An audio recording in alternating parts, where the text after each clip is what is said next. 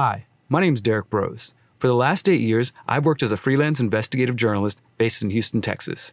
Since 2012, I've covered a wide range of topics, from indigenous resistance at Standing Rock, to corporate and government surveillance, to covering important trials like Chelsea Manning's sentencing and the Silk Road trial. Throughout this time, I've realized that choosing to investigate certain topics will often get you labeled as a conspiracy theorist, or at the very least, a proponent of less than credible journalism, aka fake news. One of these forbidden topics relates to the potential harm caused by cell phones and other digital technology. Over the years, I've seen articles discussing the dangers of radio frequency radiation and electromagnetic fields. Again, I noticed that these studies never made the mainstream headlines or the 24-hour cable news cycle. And even if the news had reported on this information, would it have made a difference? I, like millions of other people around the world, never gave a second thought that cell phones and laptops could be causing harm to human health. We assume that the government agencies responsible for testing these fields have tested everything for safety. I started to wonder, has this blind faith in authority been a huge mistake? My ignorance on these topics came to an end in September 2018 when I learned that the city of Houston had recently partnered with Microsoft and Verizon to turn Houston into a smart city. This smart city would use emerging 5G technology to power the so-called Internet of Things, which in turn will allow for driverless vehicles, robot assistants, artificial intelligence, sensors in the street to moderate street lights and environmental warning systems, and many other futuristic technologies that we have been promised.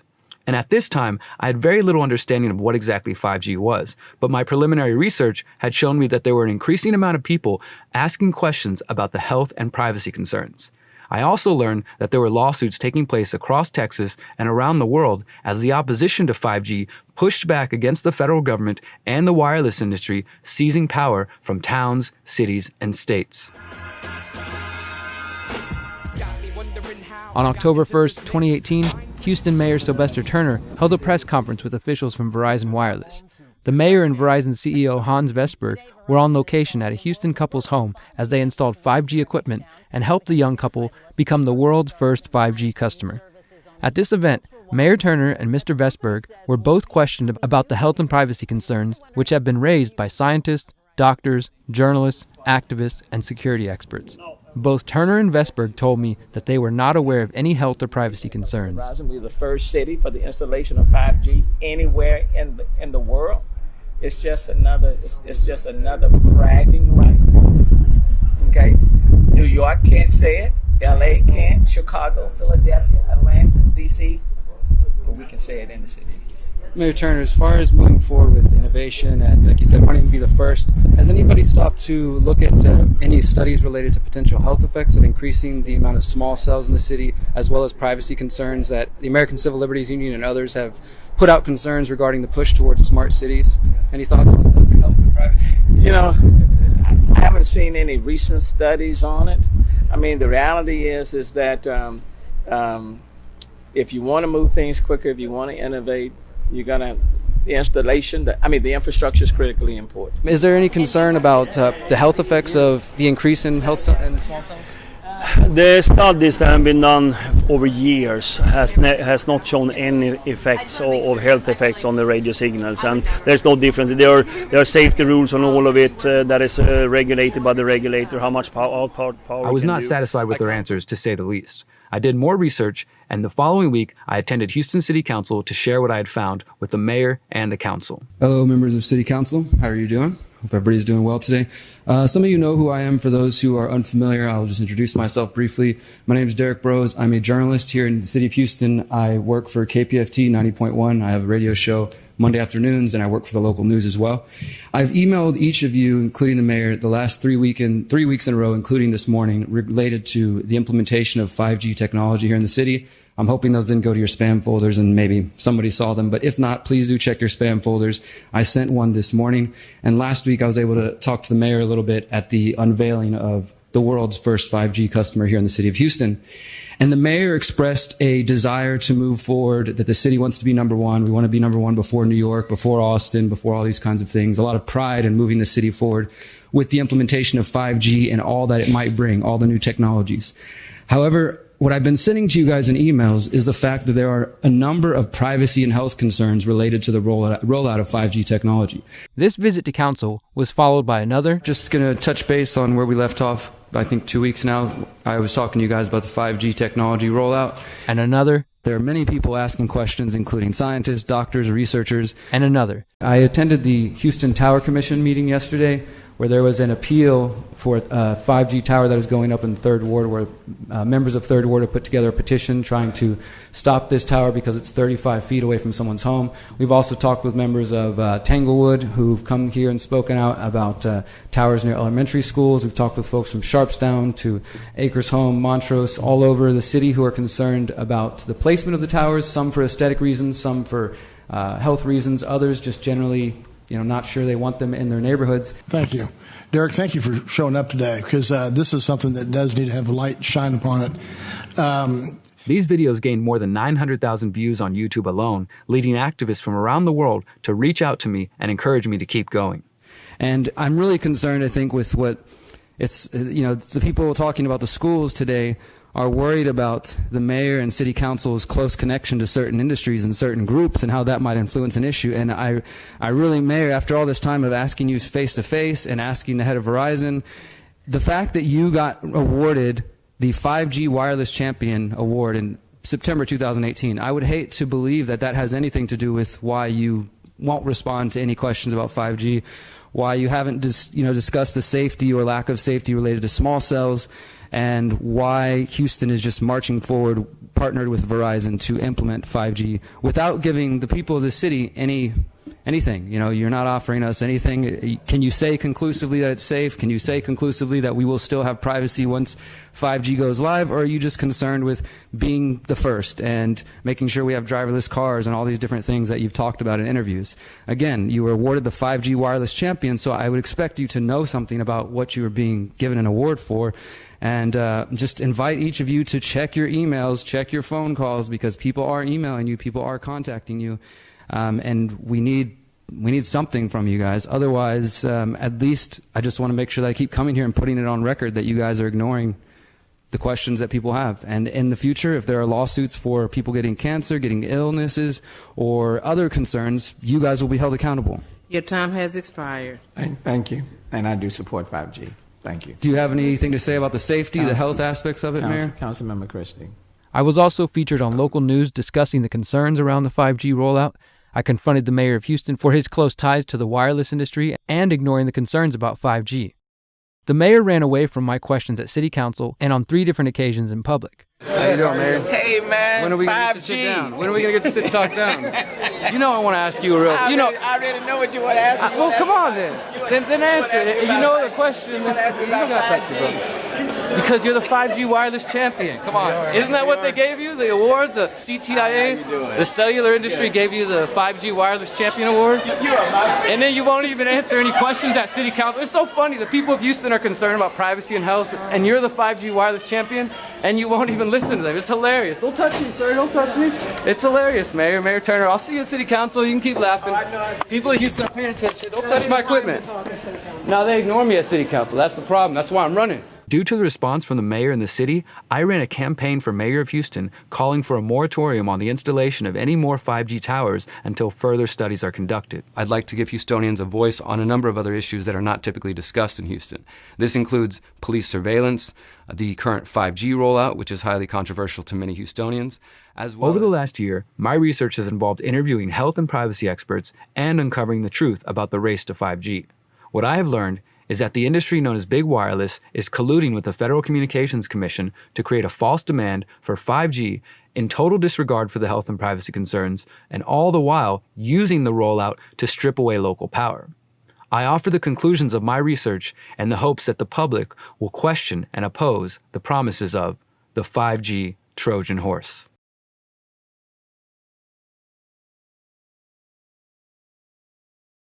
Chapter 1. Understanding the electromagnetic spectrum. To have a discussion on 5G, we first have to talk about electromagnetic frequencies, or EMFs. An EMF is the measure of how many times the peak of a wave passes a particular point per second, and it's measured in hertz. This range of potential frequencies makes up what we call the electromagnetic spectrum. The electromagnetic spectrum is divided into separate bands, and the electromagnetic waves within each frequency band are called by different names, including radio waves, microwaves, infrared, visible light, ultraviolet, X-rays, and gamma rays at the high frequency end. Within those bands, gamma rays, X-rays, and high ultraviolet are classified as ionizing radiation, meaning they have sufficient energy to ionize atoms, causing chemical reactions. Exposure to these rays can be a health hazard, causing radiation sickness, DNA damage, and cancer. Radiation from visible light and lower wavelength are called non-ionizing radiation because they apparently cannot cause these effects. What is 5G? Devices like cell phones, Wi-Fi, and Bluetooth all operate on the microwaves band of the electromagnetic spectrum. Microwaves are also used in mobile phones, and certain wavelengths are absorbed strongly by water molecules and so are used to cook food. These are not the wavelengths, however, that are used in mobile phones. Microwaves are used in Doppler radar, which is widely used for short-term localized weather forecasting and what you see on TV weather news. When it comes to cell phones, a new generation of cellular standards has appeared approximately every 10 years since 1G systems were first introduced in 1979. Each new generation is characterized by new frequency bands, higher data rates, and non-backwards compatible transmission technology. The second generation, or 2G, featured cell phones with texting and pictures. The third generation came about around 2000 with the introduction of phones with some internet, video, and images. The fourth generation came around 2009 with the introduction of smartphones and instant streaming of video, as well as the use of apps. As we move into 2020, the shift to the fifth generation, or 5G, has already begun. In addition to being promoted as the solution to 4K movie downloads, the new technology is expected to herald the beginning of smart cities, where driverless cars, traffic lights, pollution sensors, smartphones, and countless other smart devices interact in what is known as the Internet of Things. The Internet of Things, or IoT, is a fancy way to say that we will be surrounded by hundreds of thousands of interconnected devices and sensors which are gathering mass amounts of data that will be used to show you advertising, monitor your habits, and other uses that we can't even predict yet.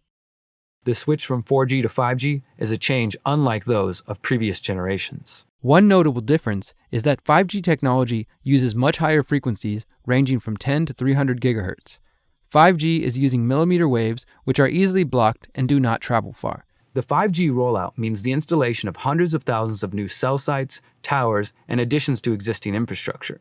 Cities like Houston, Atlanta, Boston, Chicago, Denver, San Diego, New York, and Washington, D.C. have already begun to deploy 5G for residential and commercial uses. Let's take a moment to examine some of the concerns around 5G and EMFs in general. Chapter 2. The concerns around EMFs and 5G. Over the years, I've come across articles claiming that cell phones were giving people cancer or making them sick. I didn't pay too much attention at first, but when I finally decided to investigate the topic, I realized that there is ample evidence that the technology we are so hurriedly surrounding ourselves with might be putting our lives at risk in more ways than one. I started by trying to understand the concerns around EMFs. I went through hundreds of studies, including those funded by government sources and those funded independently. I came across studies discussing extremely low-frequency electromagnetic fields and their effect on DNA. The researchers concluded that cells exposed to extremely low frequencies, or ELFs, quote, presented an increase of the number of cells with high damaged DNA as compared with non-exposed cells. I found studies examining a potential association between nocturnal mobile phone use and mental health, suicidal feelings, and self-injury in adolescence. I also found an interesting study discussing the excitability of the brain being induced by radio frequencies. The study stated that, quote, these results suggest that low-intensity radio frequency fields can modulate the excitability of hippocampal tissue in vitro in the absence of gross thermal effects. The changes in excitability may be consistent with reported behavioral effects of radio frequency fields. A 2004 study found, quote, an increased risk of acoustic neuroma tumors associated with mobile phone use of at least 10 years duration. I also found studies that were inconclusive, like this one, which found, quote, no conclusive evidence of an association between the mobile and cordless phone and a meningioma brain tumor. The study discovered a, quote, indication of increased risk, but was not, quote, supported by statistically significant increasing risk, ultimately calling for further studies. A study by Kaiser Permanente examined rates of miscarriages for women near cell towers. The study of hundreds of pregnant women in the San Francisco area found that those who were more exposed to the type of radiation produced by cell phones, wireless networks, and power lines, radiation that grows more common every day, were nearly 3 times as likely to miscarry. The Kaiser Permanente study did not show definitively what was causing the higher rate of pregnancy loss, nor did it isolate the potential impact of cell phones or other producers of EMFs. However, the authors said the results underscored the need for more research into the potential dangers. During my investigation, I came across the name of Dr. Martin Pall, a professor emeritus of biochemistry and basic medical sciences at Washington State University. Dr. Pall is a published and widely cited scientist on the biological effects of electromagnetic fields, an expert in how wireless radiation impacts the electrical systems of our bodies. He has published 7 studies showing there exists sensitivity to electromagnetic fields and what is known as the voltage sensor in each cell of the body. A study by Pall found this sensitivity in response to Wi-Fi. He calls this effect an important threat to human health. According to Dr. Pall, there are at least 15 different ways EMFs harm humans, including changes in brain structure and function, changes in various types of psychological responses and changes in behavior, at least 8 different endocrine hormonal effects, cardiac effects influencing the electrical control of the heart, chromosome breaks and other changes in chromosome structure, histological changes in the testes, cell death, lowered male fertility, including lowered sperm quality and function, and also lowered female fertility, cellular DNA damage, including single-strand breaks and double-strand breaks in cellular DNA, cancer, which is likely to involve these DNA changes, but also increased rates of tumor promotion-like events, cataract formation, breakdown of the blood-brain barrier, melatonin depletion, and sleep disruption. In 2016, Dr. Pall released another study on EMFs in the Journal of Chemical Neuroanatomy. 18 more recent epidemiological studies provide substantial evidence that microwave EMFs from cell mobile phone stations, excessive cell mobile phone usage, and from wireless smart meters can produce similar patterns of neuropsychiatric effects. Lesser evidence from 6 additional studies suggests that shortwave, radio station, occupational, and digital TV antenna exposures may produce similar neuropsychiatric effects. Among the more commonly reported changes are sleep disturbance, insomnia, headache, depression, depressive symptoms, fatigue, tiredness, concentration, attention dysfunction, memory changes, dizziness, irritability, loss of appetite, restlessness and anxiety, nausea, skin burning or tingling, and EEG changes. He concluded that, quote, extensive epidemiological studies performed over the past 50 years all collectively show that various non-thermal microwave EMF exposures produce diverse neuropsychiatric effects. Dr. Pall also notes that the effects of EMFs were documented 49 years ago in the U.S. Office of Naval Medical Research report published in 1971. Despite the breadth of his work, Dr. Martin Pall has largely been pushed to the fringes of society. To be fair, there are scientists who accuse him of bias and cherry-picking evidence to make his claims. In 2018, I asked Dr. Martin Pall why his work has been either ignored or pushed out of the mainstream conversation. We quit funding the studies of this sort back between 1986 and 1999. We've done almost nothing since then. So basically, the U.S. government's been pushing these technologies at the same time doing absolutely nothing, or almost absolutely nothing, to protect us. The debate around the safety of cell phones and other devices that emit EMFs grew a little more heated in early November 2018 when the National Toxicology Program released data concluding that there is clear evidence that radio frequency radiation can cause brain and heart tumors in male lab rats.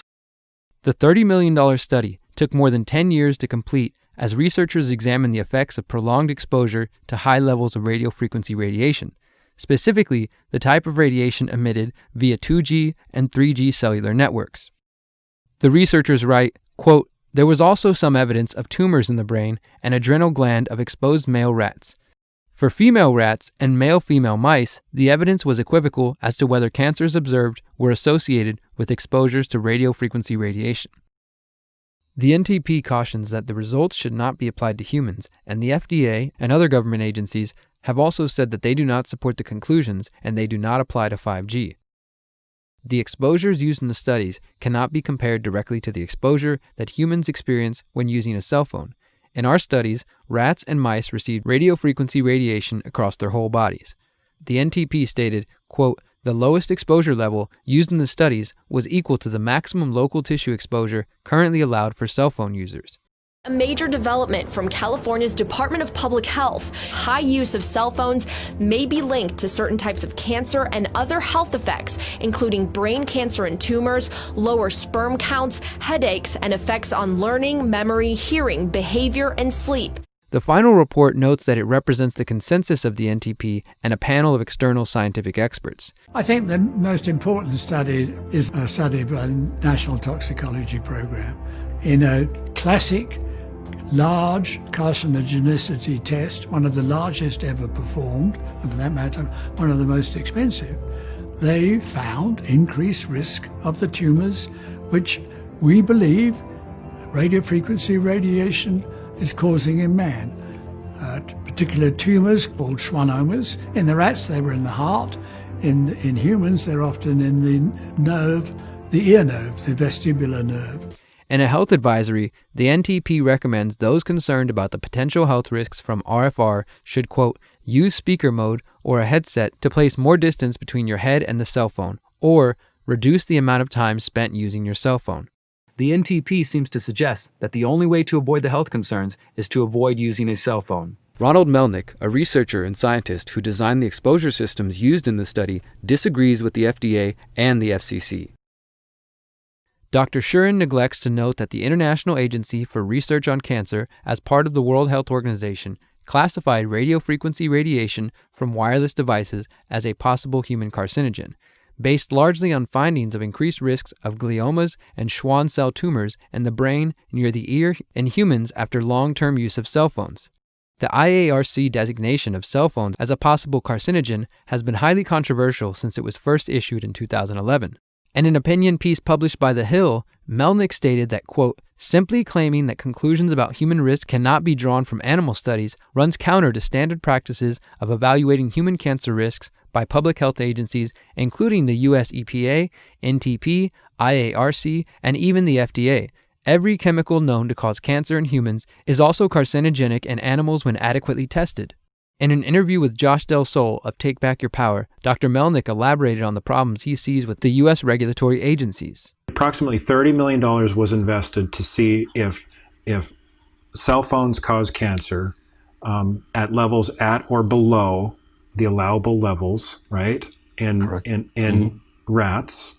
And the answer is that there was a significant increase in schwannomas of the heart and gliomas in the brain, and then they just dropped it. So, I mean, I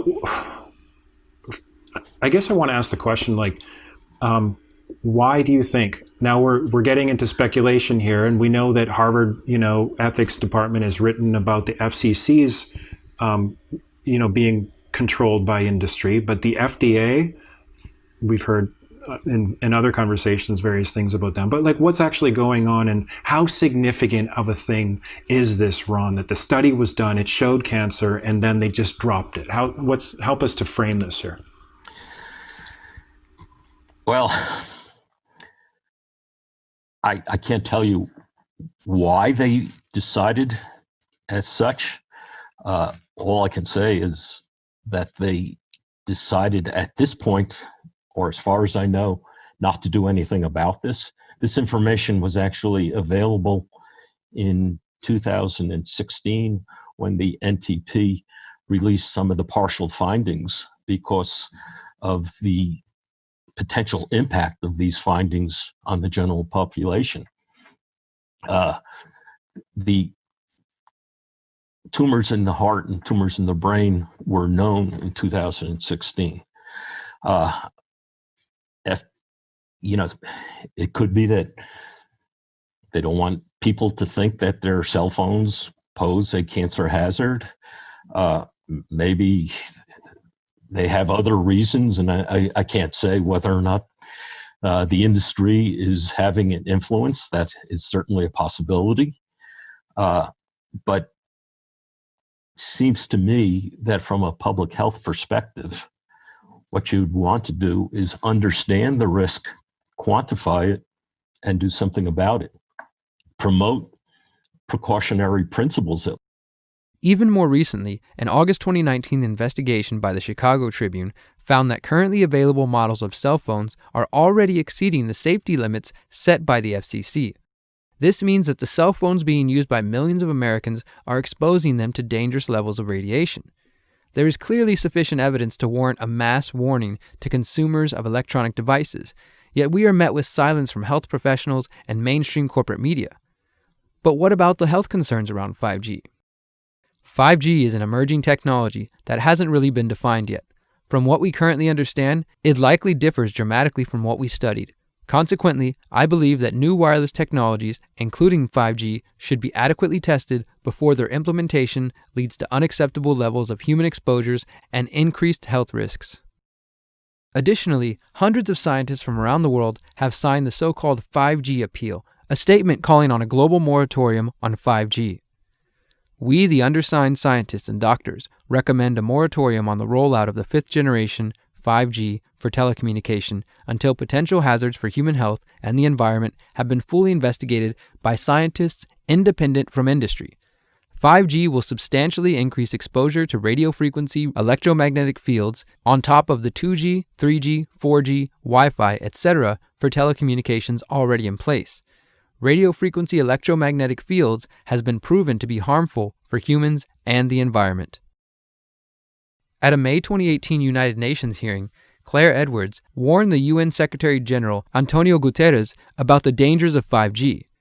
Edwards is a co-organizer of a second appeal to stop 5G called the International Appeal to Stop 5G on Earth and in Space, which as of December 2019 had 186,352 signatories from 208 nations and territories. At the hearing, she told Guterres that recently installed Wi-Fi equipment could cause harm to UN employees. Since December 2015, the staff here at the Vienna International Center have been exposed to off-the-scale electromagnetic radiation from Wi-Fi and mobile phone boosters installed on very low ceilings throughout the buildings. Current public exposure levels are at least 1 quintillion, that's 18 zeros, 1 quintillion times above natural background radiation, according to Professor Olle Johansson of the Karolinska Institute in Sweden.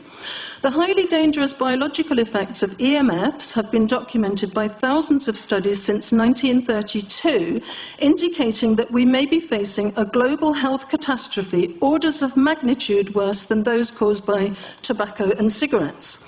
Mr. Secretary General, on the basis of the precautionary principle, I urge you to have these EMF-emitting devices removed immediately from these buildings and to call a halt to any rollout of 5G at UN duty stations, because 5G is designed to deliver concentrated and focused electromagnetic radiation in excess of 100 times current levels in the same way as do directed energy weapons. In line with the UN Guiding Principles on Business and Human Rights, to protect, respect and remedy, 5G technologies must be subjected to an independent health and safety assessment before they are launched anywhere in the world. There is currently an international appeal signed by 237 EMF scientists from 41 nations, urging the UN and particularly the WHO to exert strong leadership in fostering the development of more protective EMF guidelines, encouraging precautionary measures, and educating the public about the considerable health risks. Guterres claimed he was ignorant to the dangers of the technology. Sorry, because we are talking with someone that is a little bit ignorant on these things. We're talking to the Wi-Fi systems? On the ceilings of these buildings, Wi-Fi boosters and cell phone boosters were installed without consultation, without information to staff in December 2015. The situation here is extremely dangerous. I have heard anecdotally of many people who have had health problems. I don't know if they are related, but the precautionary principle would dictate that we use our medical records to look into this and that we remove these dangerous devices immediately. Thank you. Well, I become worried because I put those devices in my house. Not a good idea. I will have to, I confess my ignorance on this. we will have to. But I'm going to raise this with WHO, which I think is the organization that might be able to deal with it properly, for them to, put someone, their staff or organizations to work on that, because I must confess, I was not aware of that danger. To the extent that I put those things in the rooms of my house, in the ceiling. Groups like Physicians for Safe Technology have also called for caution and common sense on 5G. Doctors have begun speaking out about the concerns of surrounding ourselves with hundreds of thousands of new cell towers and small cells in the interest of 5G. Thank you very much for the opportunity to speak. I'm Sharon Goldberg. I'm an internal medicine physician. I've practiced medicine for 21 years, and my background is mostly academic internal medicine, hospital-based, clinical research, and medical education. I am going to skip many of the things I wanted to say because I didn't realize it was only 5 minutes. Wireless radiation has biological effects, period. This is no longer a subject for debate when you look at PubMed and the peer-reviewed literature. These effects are seen in all life forms: plants, animals, insects, microbes. In humans, we have clear evidence of cancer now. There is no question. We have evidence of DNA damage, cardiomyopathy, which is the precursor of congestive heart failure, neuropsychiatric effects. So 5G is not a conversation about whether or not these biological effects exist. They clearly do. 5G is a conversation about unsustainable healthcare expenditures. Why do I say this? We've been sitting on the evidence for EMR and chronic disease for decades. And now we are seeing all these epidemics appearing. So diabetes is the first epidemic. I think most of you know the statistics. They're very scary. 1 in 3 American children will become diabetic in their lifetime, and if they're Hispanic females, the number is 1 in 2. Okay. So what does this have to do with wireless radiation? Wireless radiation and other electromagnetic fields, such as magnetic fields and dirty electricity, have been clearly associated with elevated blood sugar and diabetes. That is what the peer-reviewed literature says. It is not opinion. The closer you live to a cell tower, the higher your blood glucose. That is based on hemoglobin A1C measurements. So the idea with small cells of putting the cells closer to people's homes and bedrooms scientifically is very dangerous. Thus far, there have only been a few politicians brave enough to speak out about this issue. Former Michigan State Senator Patrick Colbeck recently spoke out against the unprecedented rollout of this new untested technology. All of us know in our hearts, we would not knowingly move our family, move our home next to a cell tower, right? We know it implicitly that there's something just not right there. The fact is that there have been studies talking about cell phone usage, and this is $20 million study by the federal government because they wanted to make sure absolutely beyond a reasonable doubt that they knew exactly what was happening with cell phone technology and cell phone usage. They found and they determined conclusively that there were carcinogenic effects.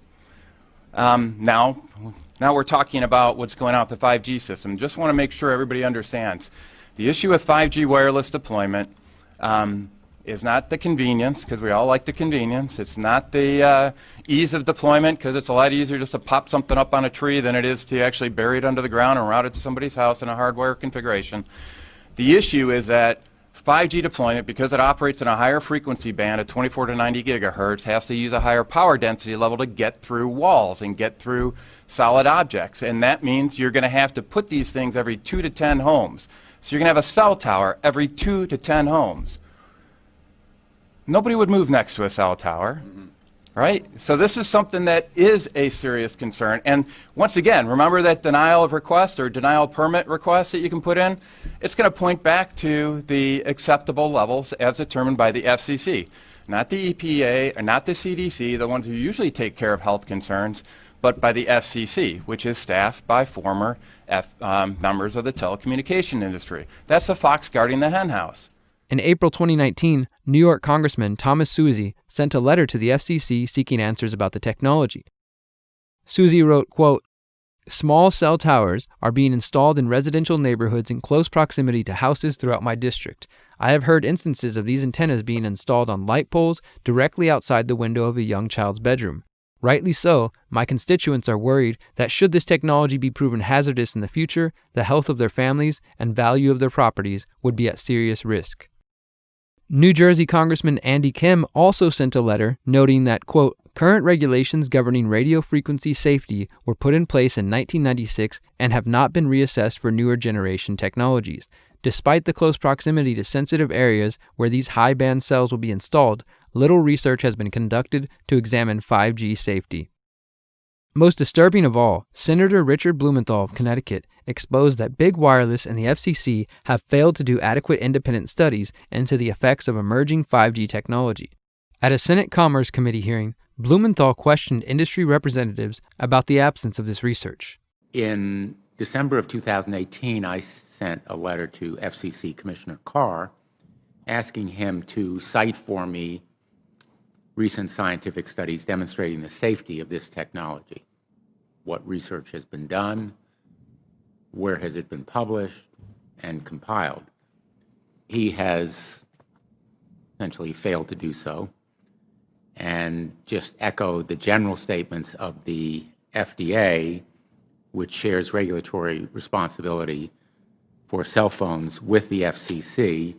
If you go to the FDA website, pretty unsatisfactory.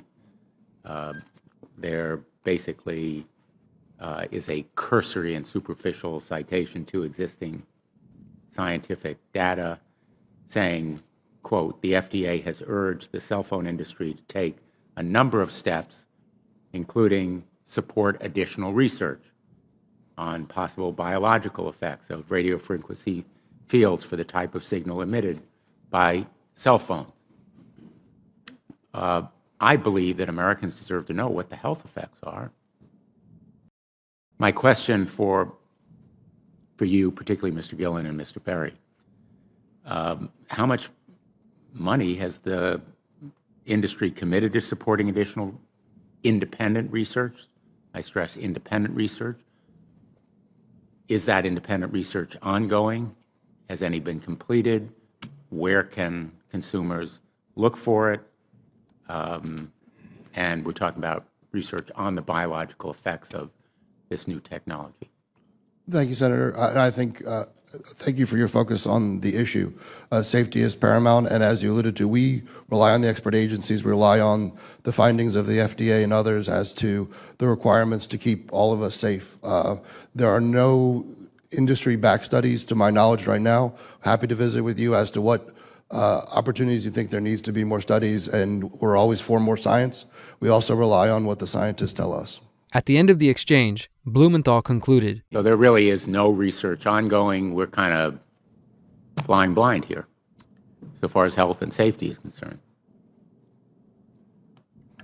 Thank you, Mr. Chairman. As more health professionals, politicians, and scientists speak out against the dangers of 5G and EMFs, the cellular industry and some in the mainstream media have begun pushing back. In March 2019, William Broad of the New York Times wrote a piece promoting the idea that those who are concerned about the health effects of 5G are simply falling prey to Russian propaganda designed to make America lose the race to 5G. His article, Your 5G Phone Won't Hurt You, but Russia Wants You to Think Otherwise, sought to place the blame for concern around 5G on the shoulders of America's favorite boogeymen, the Russians. Interestingly, Broad failed to mention that in April 2019, the Times announced a partnership with Verizon to showcase a 5G journalism lab. This seems to be a new trend for corporate media, as the Washington Post announced a similar deal with AT&T in November 2019. Questions regarding potential conflicts of interest have not been addressed. By relegating concerns about 5G to a Russian ploy, he misses altogether the fact that the purportedly independent international authorities on which he relies that declare 5G to be safe are an exclusive club of industry-loyal scientists. China, Russia, Poland, Italy, and several other European countries allow up to hundreds of times less wireless radiation into the environment from microwave antennas than does the U.S. Davis went even further, comparing the treatment of those who raise awareness about the public impact of radio frequency microwave radiation to that of those scientists in the 1950s and 60s who attempted to ring alarm bells about the dangers of tobacco. Scientists who showed the harmful effects of tobacco found themselves struggling for serious attention and financial support. She continued, "For health impacts from wireless radiation, a similar pattern is emerging. Each time a U.S. government agency produced positive findings, research on health impacts was defunded. The Office of Naval Research, the National Institute of Occupational Safety and Health, the Department of Health, Education and Welfare, and the Environmental Protection Agency all once had vibrant research programs documenting dangers of wireless radiation. All found their programs scrapped, reflecting pressure from those who sought to suppress their work." Ironically, one of the sources for an extensive amount of research on the health effects of EMFs comes from Russia and Ukraine. In epidemiological studies of the population of Ukraine, a connection was established between leukemia in children and cancer in adults and exposure to EMFs at industrial frequencies. Specific injuries under radio wave exposure are development of cataracts, instability and leukocyte makeup of peripheral blood, and vegetovascular disorder. Additionally, on March 3, 2011, the members of the Russian National Committee on Non-Ionizing Radiation Protection approved a resolution on the effects of non-ionizing radiation emitted by cell phones.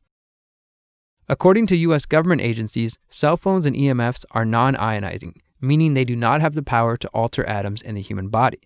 Because of this, and the assumption that heating alone cannot cause health problems, the public is told that non-ionizing means safe. The resolution by the committee says otherwise. The committee states that, quote, "Urgent measures must be taken because of the inability of children to recognize the harm from the mobile phone use and that a mobile phone itself can be considered as an uncontrolled source of harmful exposure." The committee called for requiring health information regarding exposure to EMFs on the phone itself, as well as setting limits for children and teens using cell phones and laptops. As of 2019, no U.S. regulatory body has adopted similar measures. Regarding this debate around ionizing and non-ionizing radiation, I asked Dr. Martin Paul why some researchers claim that non-ionizing radiation is safe and others claim that it causes harm. When you're thinking about radiation, you're talking about the individual photons that make it up. And the fact is that the individual photons that make up non-ionizing radiation, particularly in the microwave and lower frequency ranges, don't have enough energy to influence the chemistry of our bodies. That's true. They don't. But we're not talking about the individual photons. It's the fields as a whole.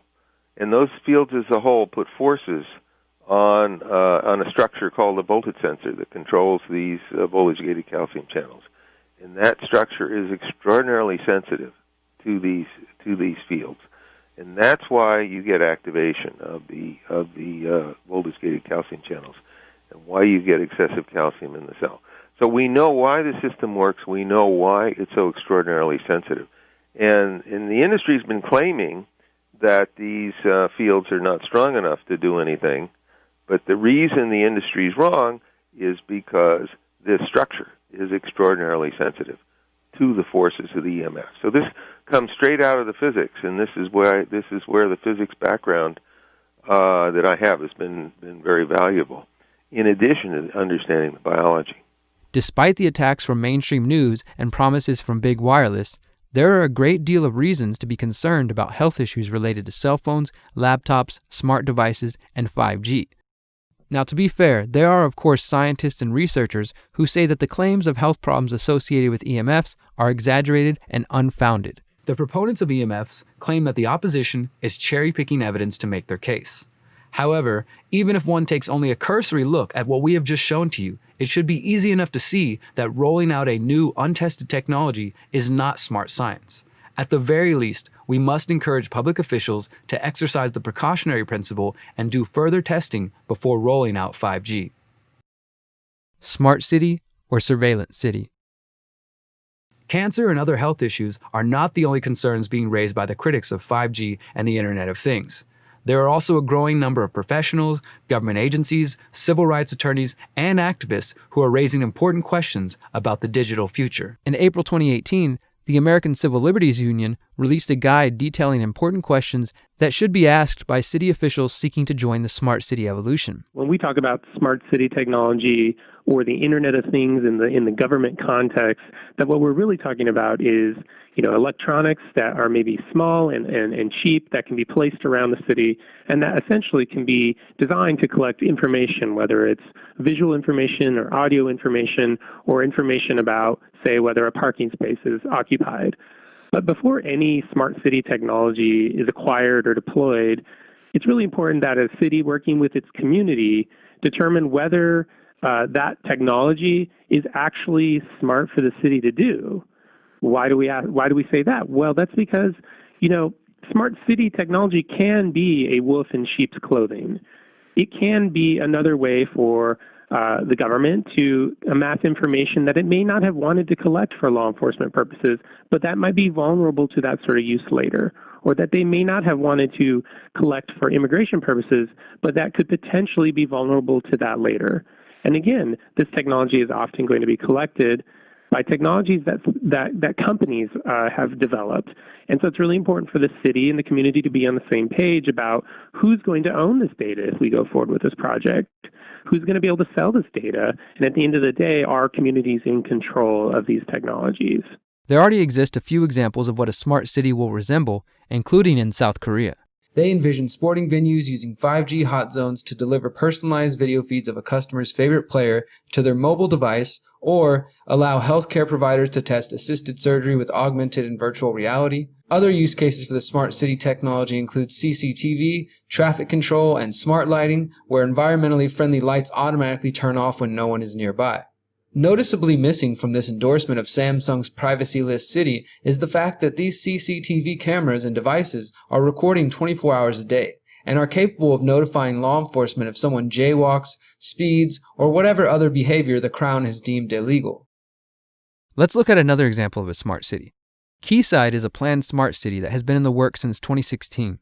Located on 12 acres of waterfront property southeast of downtown Toronto, Canada, Quayside represents a joint effort by the Canadian government agency, Waterfront Toronto, and Sidewalk Labs, which is owned by Google's parent company, Alphabet Inc. Sidewalk Labs claims Quayside will solve traffic congestion, rising home prices, and environmental pollution. There are even plans for housing developments and a school within the smart city. Unfortunately, residents of Quayside will be using a centralized identity management system through which they will access public services such as library cards and healthcare. This means their data will be highly centralized, leaving it open to access by hackers and law enforcement. However, Quayside has consistently faced pushback due to a failure to build in the necessary privacy protections. At least 2 officials involved in the project have resigned.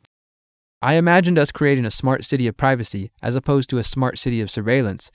I have to resign because you committed to embedding privacy by design into every aspect of your operation. The fears around Quayside grew in late October 2019 when the Globe and Mail reported on previously unseen documents from Sidewalk Labs, which detail how people living in a sidewalk community would interact with and have access to the space around them. This experience largely depends on how much data you're willing to share, and this data could be used to reward or punish people for their behavior. Although the document, known internally as the Yellow Book, was designed as a pitch book for the company and predates Sidewalk's formal agreements with the City of Toronto, it does provide a vision of what the Google sister company would like to do.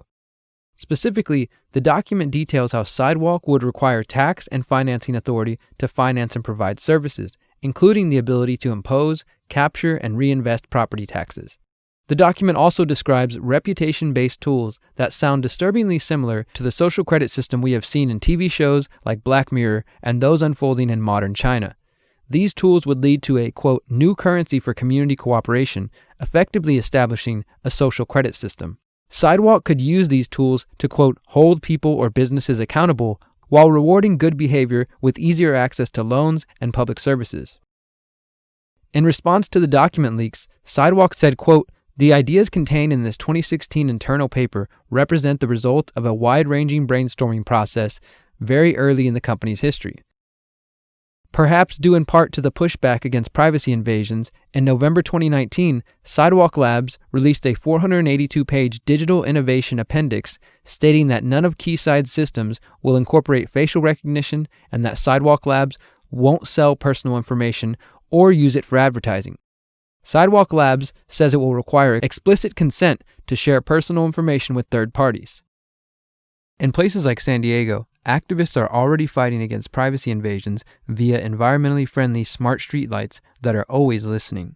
In other places like South Korea, the smart city vision is advancing quite quickly. A revolution, embracing the possibilities of super speed 5G mobile internet in a country already one of the world's most digitally connected.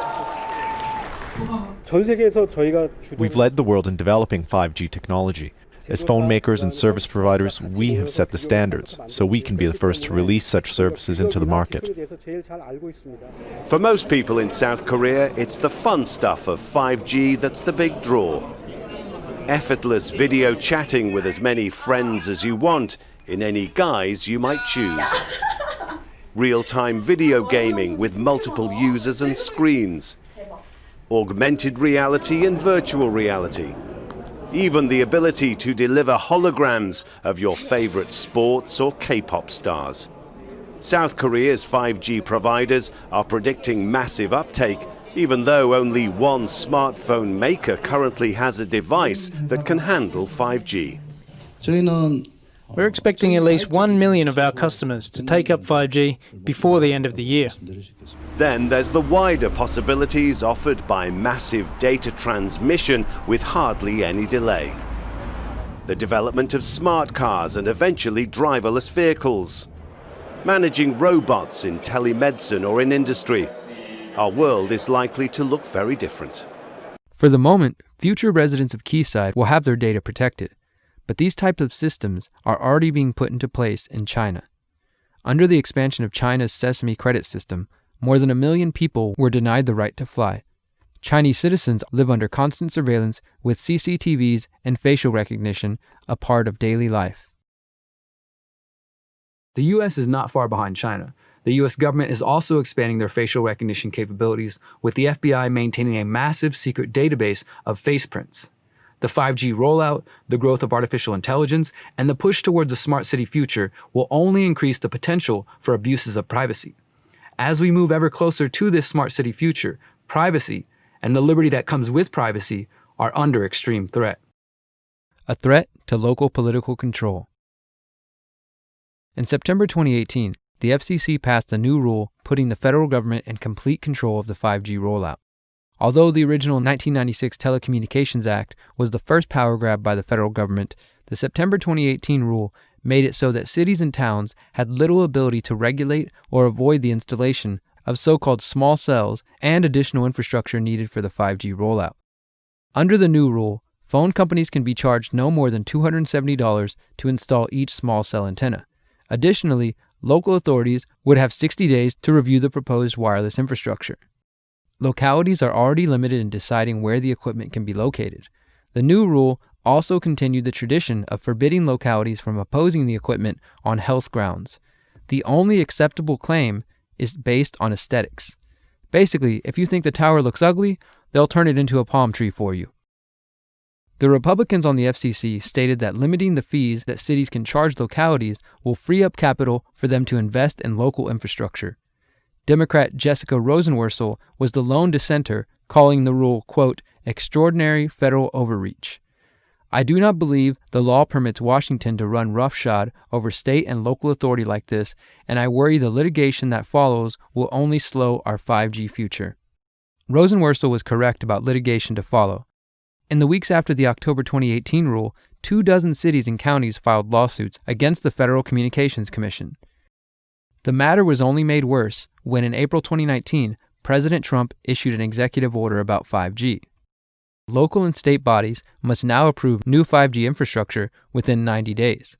The Trump administration also initiated a cap on the fees local governments can charge telecom companies wanting to install 5G technology. The FCC has also taken action to streamline the permitting process for 5G infrastructure with state and local governments. That's a big deal. It takes too long to get permits. We're going to free that situation up, and we're going to put limits, and the local areas are going to listen to us very, very strongly. They have a big incentive to do that. They must now approve new physical infrastructure within 90 days instead of many years. It can sometimes take 3, 4, and 5 years. We're going to put a limit of 90 days. And there is now a cap on the unreasonable fees local governments often charge. They get greedy. They think, hey, we can really take advantage, and it ends up that everybody gets hurt. So we're putting a cap on those fees. These changes will contribute greatly to building high-speed networks across America, and it's going to happen very quickly, very, very quickly. The pushback against the usurpation of local power by the federal government and the big wireless lobby can be seen clearly in the town of Danville, California. Back in March 2019, the Danville Town Council voted 4-1 to block a permit for a 5G small cell installation by Verizon. During the meeting, Danville Mayor Robert Storer stated that the vote was an effort to stand up to the federal government and telecommunications companies like Verizon.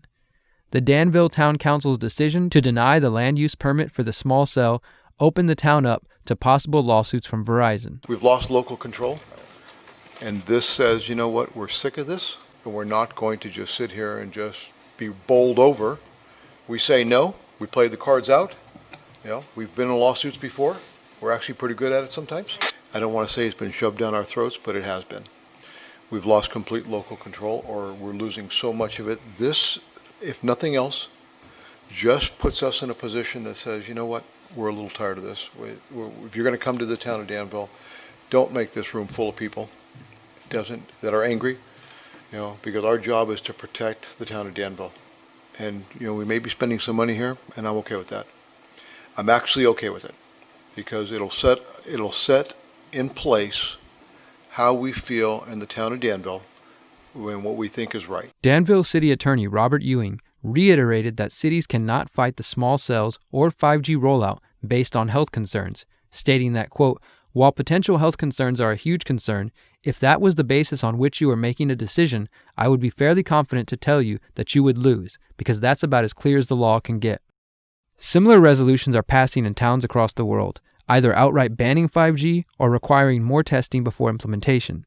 Between the FCC rules and the presidential executive order, the U.S. federal government is working with the big wireless lobby to force 5G down the throats of cities and states around the country. Together, in an incestuous corporate-state relationship, they are slowly taking away choice and consent from local bodies. Most worrisome is the thought that the 5G rollout and the subsequent theft of local power might be setting a precedent for a future where cities and towns have no say in what happens in their own communities, and instead are forced to go along with the agenda of the federal government and their corporate buddies. A danger to the environment.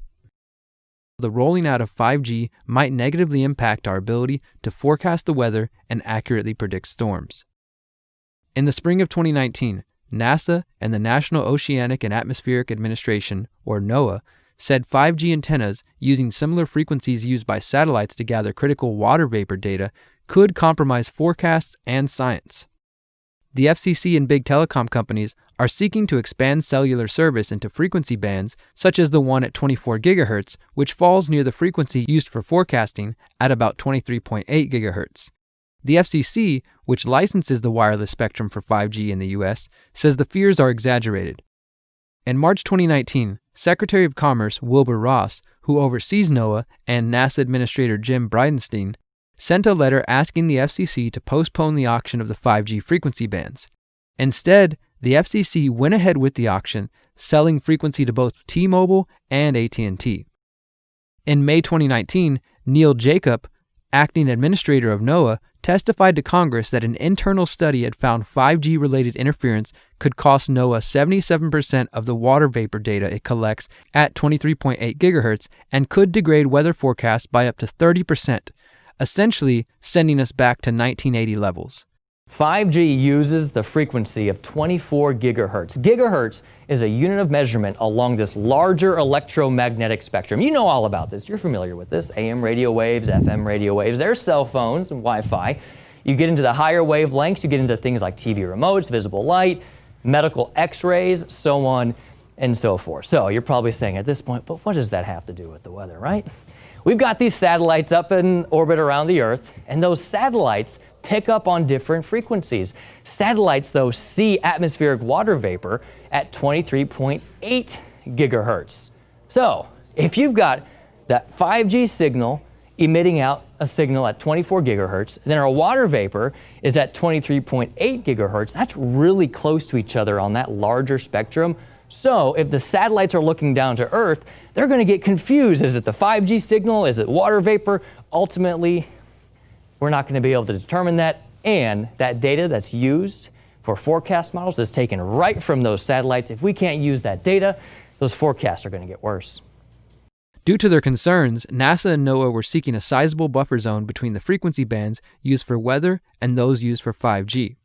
This buffer is measured in units of decibel watts. Unfortunately, in late November 2019, at a meeting of the International Telecommunication Union, international regulators agreed to a buffer of 33 decibel watts until September 1st, 2027, and a 39 decibel watt limit after that. The goal was to allow 5G companies to start building networks now and to add more protection for weather forecasting once the companies have established their networks. The U.S. has been slow to get into the game, but the president said the FCC would work to make it easier for companies to do so. That includes freeing up high-frequency airwaves or spectrum to carry 5G. And the FCC plans to spend $20 billion over 10 years on expanding 5G broadband for rural communities.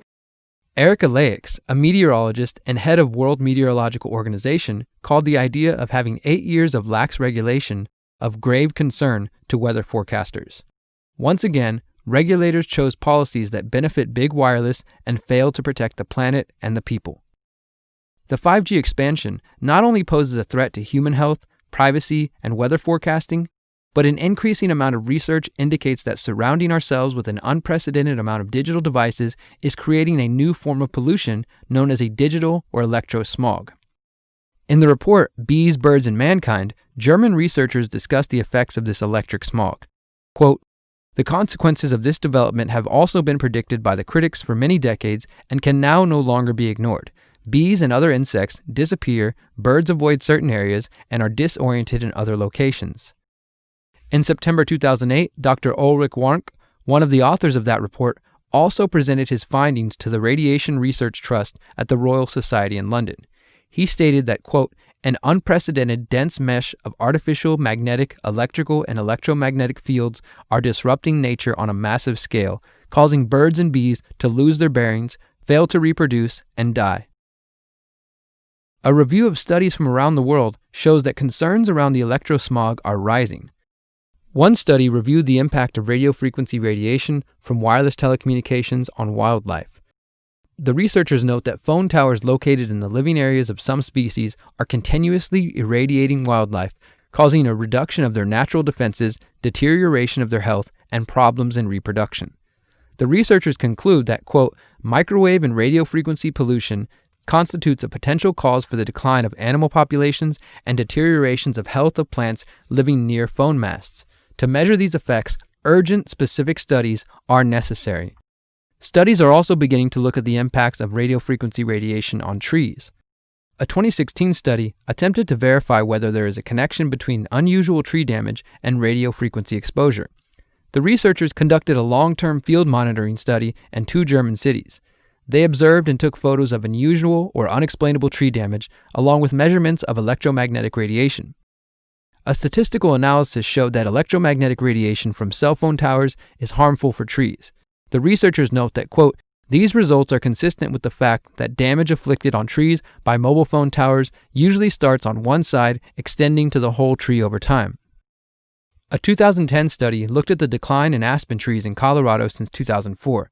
This study suggested that the radio frequency exposure may have strong adverse effects on growth rate and may be an underlying factor in aspen decline. Additionally, there are concerns that thousands of trees will be cut down or trimmed to ensure the 5G frequencies operate efficiently. Another area of growing concern relates to the fear that the massive increase in exposure to radio frequency radiation could be one of the causes for bee colony collapse disorder, which has wreaked havoc on the global honeybee population. In a 2017 study, researcher Daniel Favre of Switzerland claims that his article describes an experiment on bees which clearly shows the adverse effects of electromagnetic fields on their behavior. Favre states that, quote, "The experiment should be reproduced by other researchers so that the danger of man-made electromagnetism for bees, nature, and thus humans ultimately appears evident to anyone."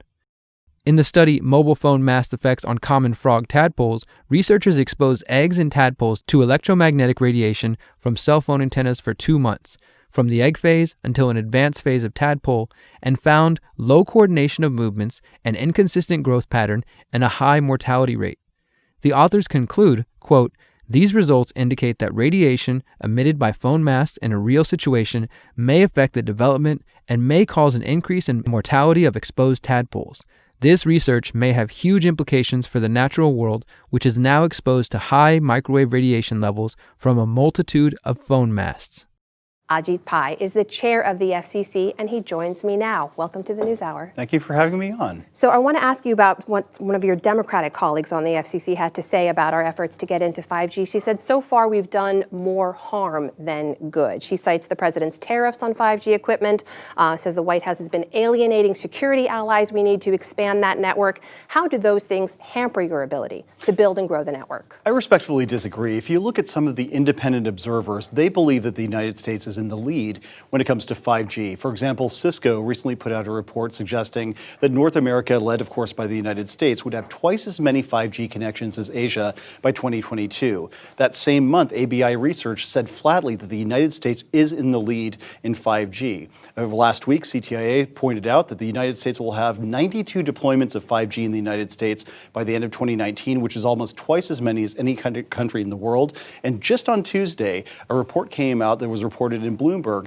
pointing out that 5G-related job listings in the United States have increased 12% just over the last 3 weeks. So these are objective indicia of the fact that we are in the lead in 5G, but we want to maintain that lead, and that's part of the reason why I was at the White House today to announce 2 new initiatives. Well, deployment is one thing, but consumer... But to those willing to do the homework, it becomes clear.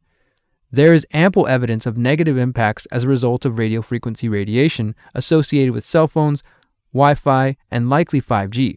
In fact, in 2018, the European Commission's Scientific Committee on Health, Environmental, and Emerging Risks released a statement on emerging health and environmental issues, which clearly outlined the need for more independent research.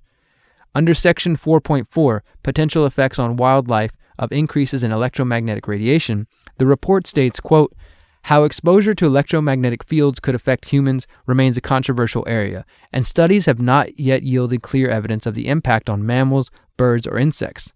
The lack of clear evidence to inform the development of exposure guidelines to 5G technology leaves open the possibility of unintended biological consequences.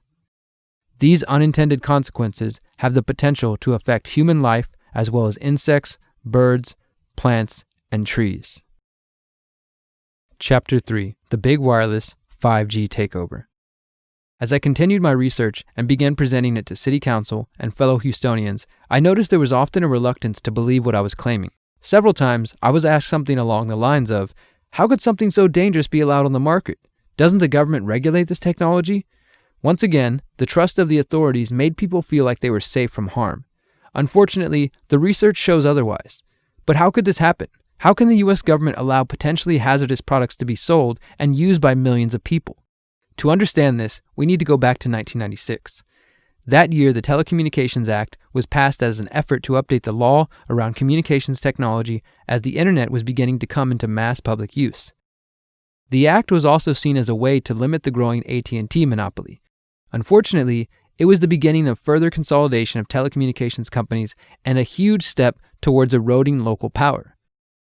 The 1996 Act prohibits local jurisdictions from considering perceived health effects when taking an action on a proposed facility, such as towers or small cells. Instead, cities and towns could only regulate cell sites based on the aesthetics and location of the devices. Quote, "No state or local government or instrumentality thereof may regulate the placement, construction, and modification of personal wireless service facilities on the basis of the environmental effects of radio frequency emissions to the extent that such facilities comply with the Commission's regulations concerning such emissions. As long as the facilities comply with the standards set by the FCC, they cannot be subjected to environmental or health regulations." But what happens if those federal standards set by the FCC in 1996 are not adequate? As we will get into shortly, there are studies which show health effects even at the levels allowed by the 1996 Telecommunications Act, not to mention the fact that the standards are over 2 decades old and based on outdated technology. Not only was the Telecom Act designed to protect the profits of the big wireless companies, but somewhere along the way, the FCC and the telecoms developed an incestuous relationship that has overtaken the voices and concerns of the American people. In 2015, the Harvard Edmund J. Safra Center for Ethics published an exposé by investigative journalist Norm Alster on the financial ties between the US FCC and how, as a result, the wireless industry has bought unfettered access to and power over a major U.S. regulatory agency. The report details how the FCC, an independent government agency created in 1934 to regulate interstate communications by radio, TV, wire, satellite, and cable, has become a captured agency with big wireless leaders filling the government seats in a revolving door fashion. Regarding the passing of the 1996 Telecom Act, Alster writes that, quote, late lobbying won the wireless industry enormous concessions from lawmakers, many of them major recipients of industry hard and soft dollar contributions. Congressional staffers who helped lobbyists write the new law did not go unrewarded. 13 of 15 staffers later became lobbyists themselves.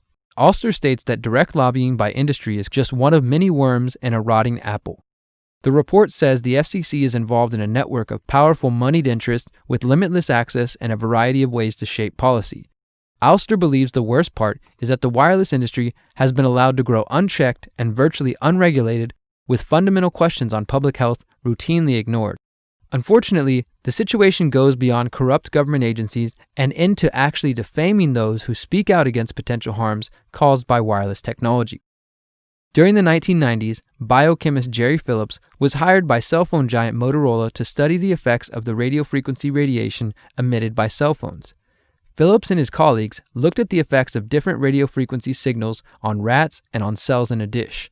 Phillips says the relationship between him and his employer was initially cordial, but soured once he submitted research data to Motorola which found harmful effects to the DNA structure as a result of exposure to radio frequency radiation. The negative results were not to Motorola's liking, and they began putting pressure on him. These folks were very, very upset and began to talk about how are they going to handle this. What sort of spin can we put on this? What can we expect from this? And from that point on, the relationship changed. What we saw was that Motorola began to exert more and more control over the work, telling us what to do, telling us how to write abstracts, what to say in the abstracts, what to say in the papers. I said, how to do the work. No, don't do this. Yes, do it this way.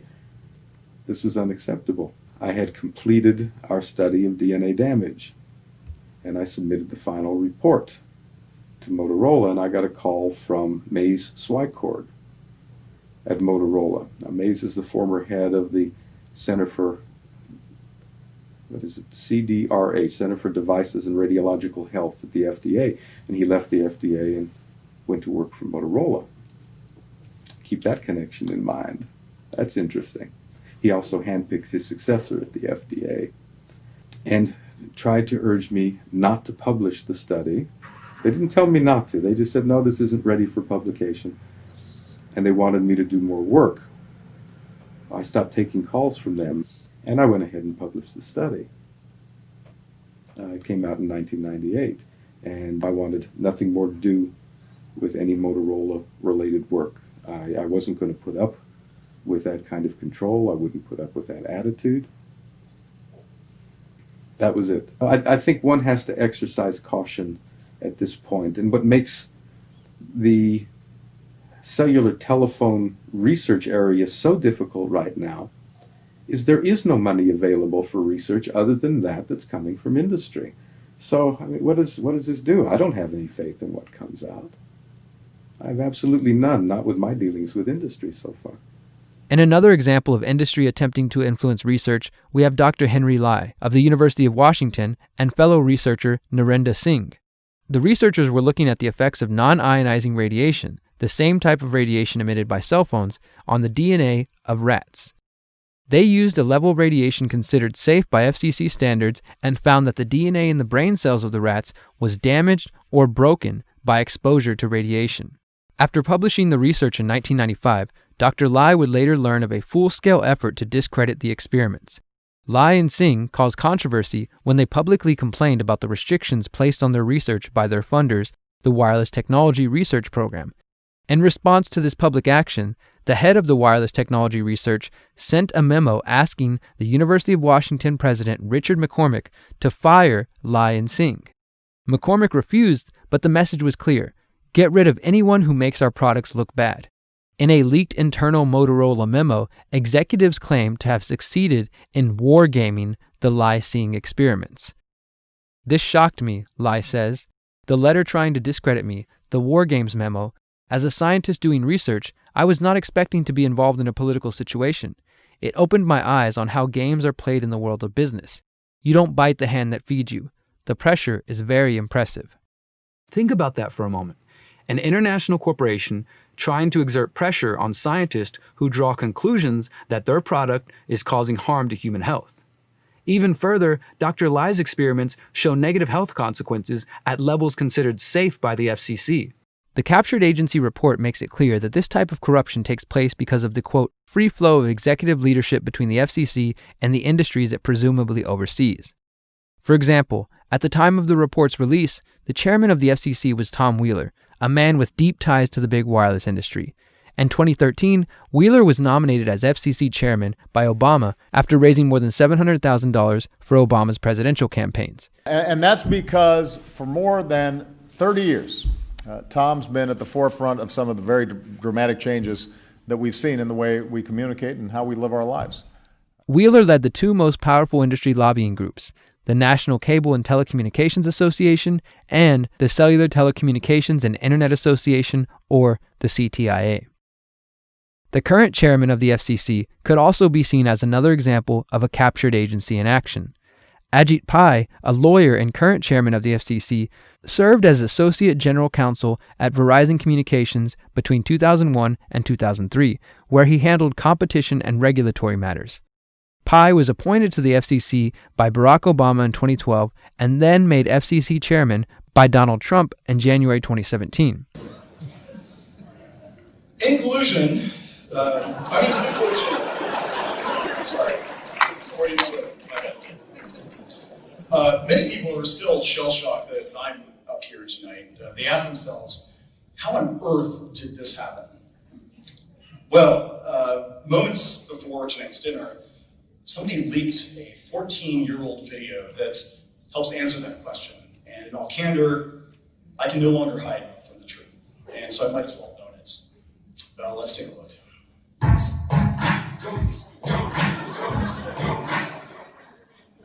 Yeah, and the cover charge is $20 as long as we get there by 2 a.m. It should be what's your money? Hey, gee! Not much. Went to the 3 Doors Down concert at the UCI Center last night. It was fun. Oh, yeah, you know Brian UCI for more than 3 years. Oh, what's up? So I have to talk about Okay. something. As you know, the FCC is captured by industry, but we think it's not captured enough, so we go up the plan. On plan, so what do you have in mind? We want to brainwash and groom a Verizon puppet to install an FCC. That sounds awesome. I know, right? There's only 2 problems. First, this is going to take 14 years to implement. So we need to find something smart, young, ambitious, but dorky enough to throw the scent on. Hello? You said there was another issue? We need to find a Republican who will be able to win the presidency in 2016 and appoint you the FCC chairman. I think our best bet is an outsider, but I have no idea who that could be. If only somebody could give us a sign.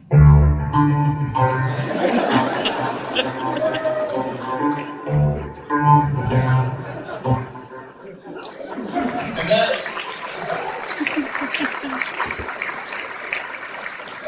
ladies and gentlemen, is how I became chairman of the FCC.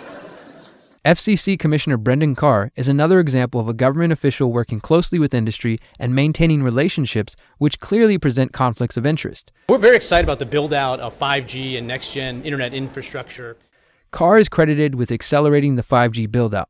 Prior to joining the FCC, Carr worked as an attorney at Wiley Rein, where his clients were Verizon, AT&T, CenturyLink, CTIA, the Wireless Association, and the USTA, the telecom lobby.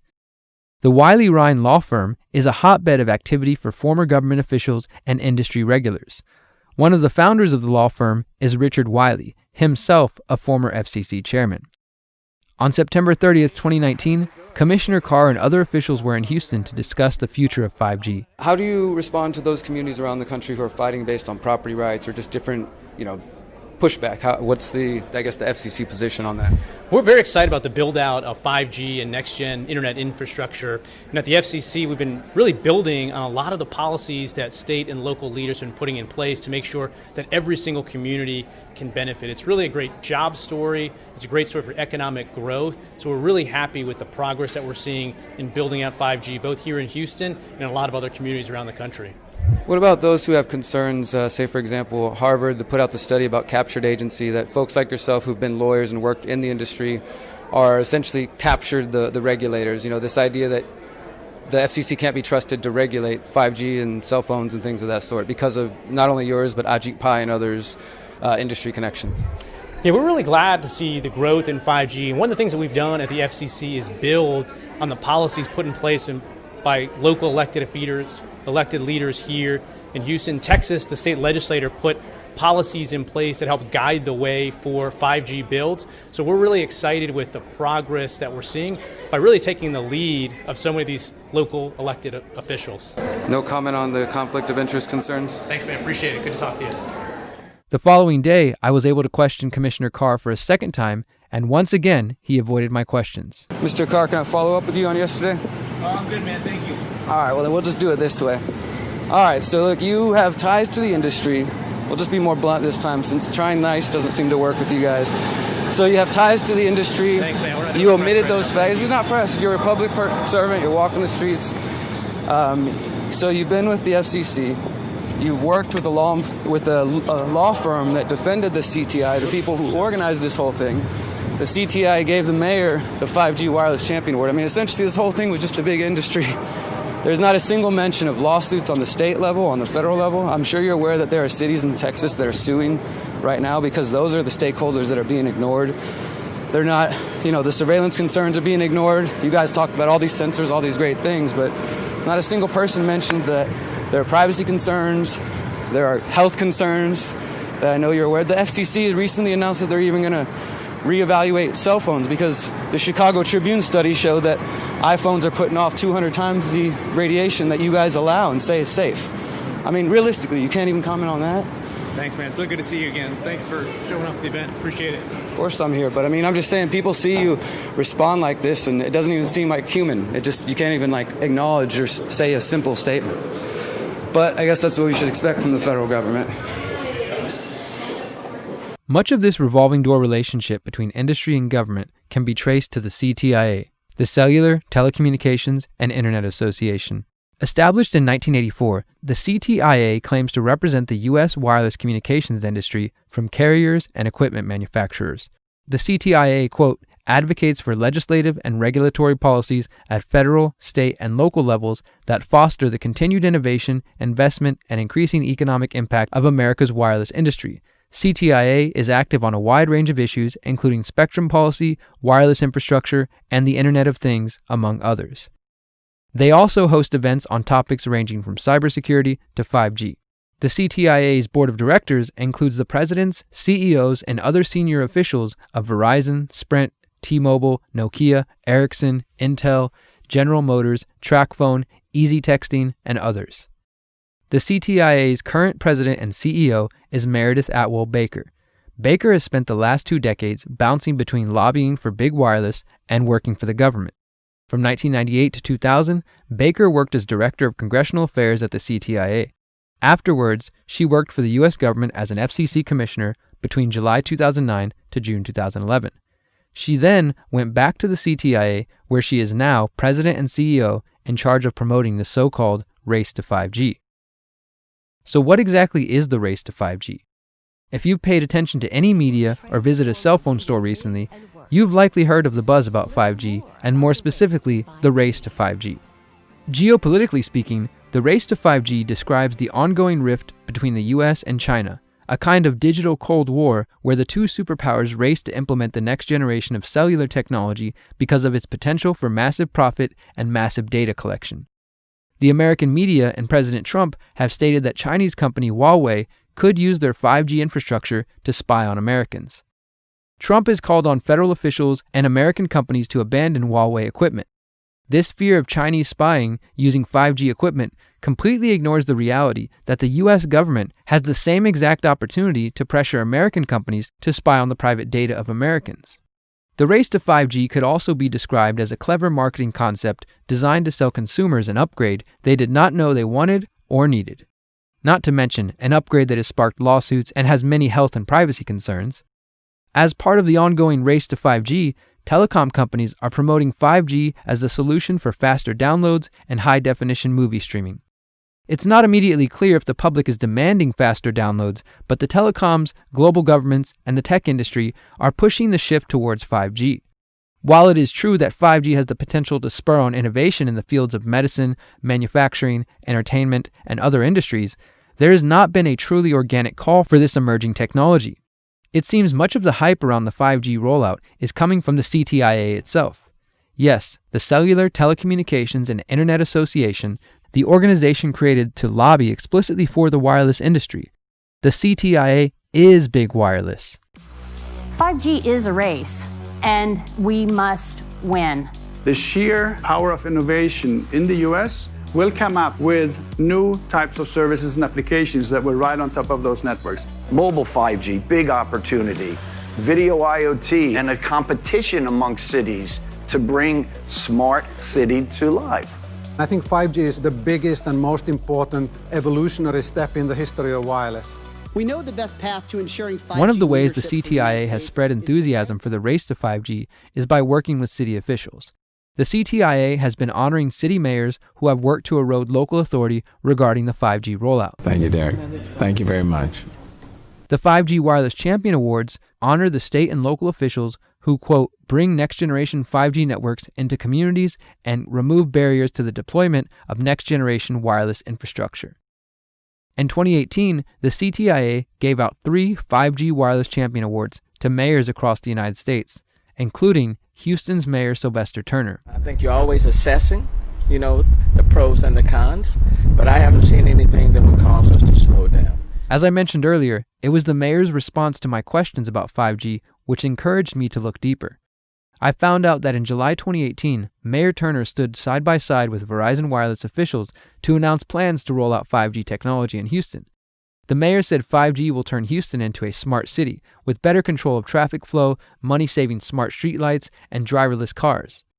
By September 2018, Turner was awarded the 5G Wireless Champion Award by the CTIA. The CTIA stated, quote, under Mayor Turner's leadership, Houston has streamlined the permitting process by not requiring a license or attachment agreement for new poles or small cells, and completes review ahead of deadlines. Despite my efforts at emailing the mayor and city council about the concerns and visiting city council many times, I continued to be met with silence. When I decided to run for mayor, making 5G a central part of my campaign, I finally had the opportunity to call out the mayor to his face and in front of the people of Houston. I think I'm probably the person who knows the most about smart grids and 5G on the stage. Go ahead and use your favorite search engine, search Derrick Broze 5G, you'll find it. Here's one of the videos that go on to city council in front of this council member and this mayor about the privacy concerns, about the health concerns, about the loss of local power concerns. The mayor can sit here and say that they're giving you a voice, but the fact of the matter is that last summer, the mayor was given the 5G Wireless Champion Award by the telecom lobby, specifically for removing regulations and restrictions. Go look at the press release and rolling this forward. I've been there, going to city council over and over. The mayor's literally ran away from me 3 times asking me questions about this. He can sit up here on stage and act like he cares about your privacy. I've actually interviewed attorneys with the American Civil Liberties Union who said that 5G and the smart grid could, quote, be a wolf in sheep's clothing that allows government surveillance, police surveillance, local surveillance. There's also hundreds of doctors questioning the health concerns. There's loss of local power concerns. Look my name up, look up 5G, you'll see who's been fighting and bringing these concerns to the table, because none of these people have it, and they're just going to be BSing about it. Sylvester Turner and mayors like him are a problem, but they are a symptom of a bigger battle. The CTIA uses the 5G Wireless Champion Awards and other local programs to convince mayors and local officials to support the 5G agenda. This allows the agenda adopted by the federal government and big wireless to be filtered down to the state and local level. Now to another first for the city of Houston. We first told you about this last week. Our city is going to be among the first in the country to experience 5G wireless technology. Verizon announcing that it is going to begin rolling out a residential network before the end of the year and then a mobile version next year. It's going to change how some people use their phones, but the impact stretches well beyond handheld devices to transportation, healthcare, and entertainment. Despite a number of lawsuits from cities and states, objections from scientists and health professionals, concerns from citizens, politicians, and journalists, the CTIA, the FCC, and Donald Trump continue to push the 5G agenda forward.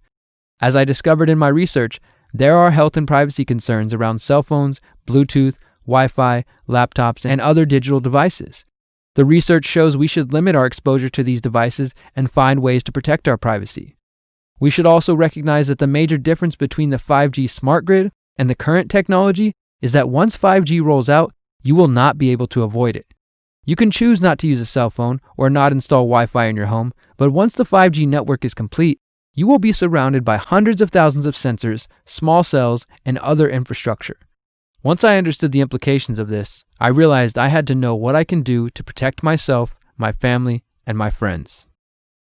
Chapter 4. Solutions. The reality is that we are already living in the electro-digital smog. The public has excitedly purchased the latest upgrades to their digital technology of choice, from smartphones to laptops, doorbell cameras, public Wi-Fi networks, home assistants, smart houses, and the early stages of 5G. We are inundated with digital technology which emit various levels of radio frequency radiation. Bit by bit, device by device, we are being exposed to an increasing level of radiation, and this cumulative effect has the potential to cause a great amount of harm to the public. Collectively, each of these devices form a digital panopticon, where private companies, law enforcement, governments, and hackers can literally trace your movements from the moment you wake up and interact with your phone throughout your entire day as you move through public spaces and visit your work, family, and friends. If the public doesn't wake up to these dangers and quickly organize a massive global effort to push back against 5G, the smart city future seems inevitable. So what would this pushback look like, and what can we do as individuals? First, the opposition would need to involve ending the relationship between big wireless execs and government officials, as well as an honest discussion about the established dangers posed by our digital world.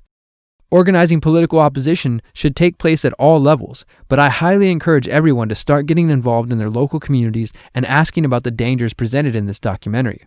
You can join a local group that might be talking about 5G, privacy, health, or the environment, and let them know about these concerns. If there isn't a group already, you can start one. Pass out flyers at community festivals, farmers markets, concerts, and political events. You can host educational events at community centers and show this documentary. If your neighborhood has a homeowners association or similar group, you can attempt to fight against the installation of new small cells in your neighborhood. Some activists and concerned homeowners have even filed lawsuits in an attempt to stop the 5G rollout. When it comes to solutions for protecting yourself in the meantime, remember that the National Toxicology Program's 10-year study recommends those concerned about the potential health risks from radiofrequency radiation should, quote, use speaker mode or headset or reduce the amount of time spent using your cell phone. Simply put, limiting your use of and exposure to these devices is the best solution available. I would recommend turning your phone on airplane mode when not using it, or simply turning it off when not in use. I know, it's a scary thought, but we will survive. I would also stop using Bluetooth headphones and stop using Bluetooth while driving in your vehicle. There are also companies producing devices which are supposed to be able to block or absorb the EMFs emitted by our devices. Do your research and see what works for you. Probably one of the most important steps to take is to stop falling asleep with your phone or next to your laptop. I also started unplugging my Wi-Fi at night to protect myself from unnecessary exposure while I'm sleeping. The exposure to these devices and the radio frequency radiation they emit has the potential to disturb your sleep and create stress. This can cause an overall decline in the body's ability to heal and repair at night. When it comes to your home or office, I recommend rewiring as much as possible using Ethernet cables for your desktop or laptop. This will allow you to remove Wi-Fi if you choose and drastically decrease your exposure. There are even options available to use Ethernet connections on your cell phone. There are also similar concerns regarding the smart meters which have been rolled out around the US. Do some research and find out if you can opt out of a smart meter in favor of an analog meter. Remember what I said about the difference between 5G and previous technologies? Once it's rolled out, you will not be able to avoid it while in public. No matter what you do in your house or with your own phone, if 5G is everywhere, there will be no way to opt out. I have seen researchers working on devices that could protect you in public by either repelling or absorbing the EMFs, and others have suggested clothing that can defend you, but for the moment, none of these seem adequate to protect you from the coming 5G smart grid. So after spending the last year diving deep into this topic, interviewing experts and networking with other researchers, I have no doubt that 5G is being promoted under false pretenses. We won the race in 4G, and that's why all the innovation happens here in the United States. We've got 30 trials here in the United States, but China's got 100 trials going on this year. Japan and Korea are really racing to get it done for their Olympic commitments. Just like the Greeks bearing false gifts to the people of Troy, government officials and the big wireless industry are promising the people that 5G is a gift too good to pass up. As we have shown, there are numerous valid reasons to oppose the 5G rollout. Whether it's concerns about health, privacy, local power, or the environment, the government and the wireless industry need to answer our questions. Another thing, where's the media been during all of this? If I could dig up this information and gather these sources with my limited skills and time, why didn't the corporate media identify and report on the concerns about 5G? Thanks again for having me. Why did the New York Times and other compliant media outlets insinuate that opponents of 5G are simply victims of Russian disinformation? Instead of listening to the researchers speaking up and the people pushing back, the media stood silent. So all this begs the question, would consumers be so quick to embrace cell phones, Wi-Fi, and 5G if the wireless industry and their partners in government hadn't silenced critics and corrupted the science? If the public knew this information, would that change their minds? Does it change yours? The cold hard truth is that we have willingly accepted this technology. Yes, we have been lied to by the people we thought we could trust, but at the end of the day, the power is in our hands. We get to decide whether we surround ourselves with devices that threaten our privacy and our health. We must take responsibility for our own actions and remember to be skeptical of promises of convenience and utopia. As the saying goes, if it sounds too good to be true, it probably is. Thank you for watching.